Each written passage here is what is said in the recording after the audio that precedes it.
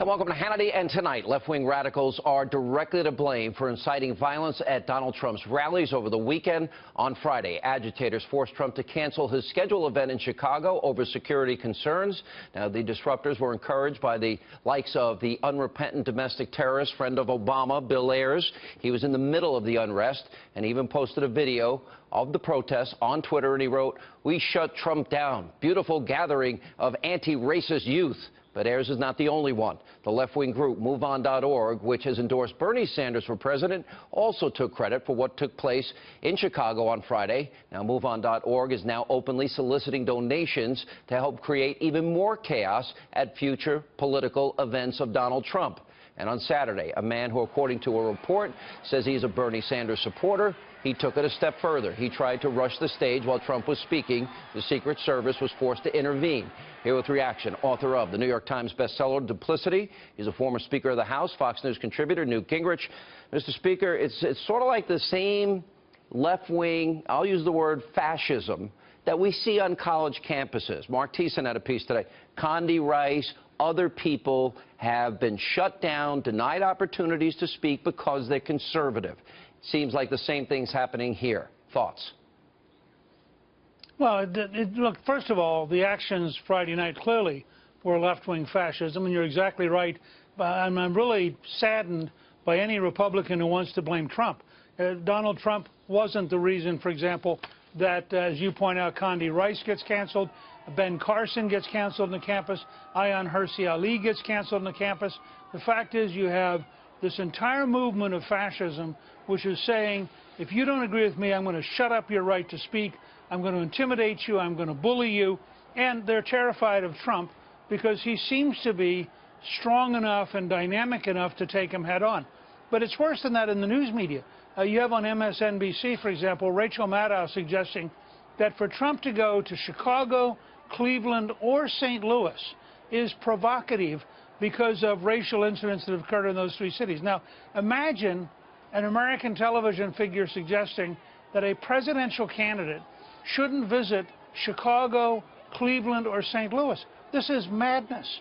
And I think we have some obligation to say to the news media, you know, you need to get off this Trump bashing and report honestly, not just in the presidential race, but on the campuses, what is happening. You know, you have all these reports, George Soros funding groups like MoveOn and Black Lives Matters, and then, of course, Occupy Wall Street. And all of these groups now seem to want to coordinate, and they're fundraising off it because they want to create as much chaos as possible. Monmouth County did a poll out of Florida. Get this, 22% of respondents more likely to vote for Trump as a result of what happened in Chicago. How do you interpret that? Well, I think the numbers are going to go up because I think people realize that the sources of confusion and chaos are left-wing fascists who want to impose their way of life on us. They want to impose their values on us. Remember, the first really big test case was Scott Walker as governor of Wisconsin, who had a key moment when he had thousands of people in the Capitol. He had people sleeping in. He had people occupying the state Capitol. They had lost the election fair and square. They'd lost the election for the governor. They lost the election for state representative. They lost the election for the Senate. And their reaction was to take it to the streets and try to browbeat the governor and the legislature against what they had promised the people of Wisconsin they would do. I think if you see Trump win or Cruz win, if either one goes to Washington and brings real reform, you're going to see these kind of militants willing to go out and do everything they can in the street to try to stop what they're losing at the ballot box. I put a montage together of incendiary language of the left. You know, they're saying, well, Donald Trump said this or Donald Trump said that. But, you know, remember Barack Obama said, they bring a knife, we bring a gun. Get in their face. Remember he said that in the 2008 election. Here's the amazing thing. Here is an unrepentant terrorist, domestic terrorist friend of the president. That's part of what happened in Chicago on Friday night. That's Bill Ayers, part of the Weather Underground that bombed the Pentagon, the Capitol, New York City Police Headquarters. He's a part of this. Nobody seems to want to ask Obama and the Democrats about the president's relationship. He began his career in that domestic terrorist house. That, to me, is such a big story not a few words uttered by Donald Trump. Why was the president friends with an unrepentant terrorist is a bigger story to me. Well, I think what you're about to discover, and I had a reporter today say this to me totally off the record because he would be in danger of losing his job if he said it publicly, that he had never seen the elite media as totally frantically hostile as they are to Donald Trump. And the danger for the elite media, whether it's CBS News or MSNBC or you name it, the danger is they're going to totally alienate the average American, because the average American is watching the video. They're seeing what's really happening, and they're beginning to put the pieces together from college campuses to Madison to what happened in Chicago. And I think that's going to be a real problem for the news media. I thought we were always taught by the left, never blame the victim. For example, you have the Unabomber in his hut. Al Gore's book, Earth in the Balance, was in there. Did Al Gore inspire the Unabomber? That wouldn't be fair. Or you can take any number of examples where left-wing words do not cause people. You cannot say that words are causing people to be violent.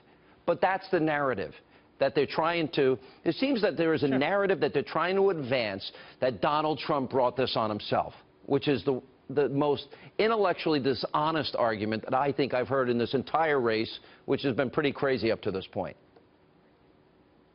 You know, Gandhi said, first they ignore you, then they laugh at you, then they fight you, then you win. Early on, the news media wanted to ignore Trump, and then they wanted to laugh at Trump. Now, all of a sudden, they're realizing he may become the Republican nominee, and he might even win the general election.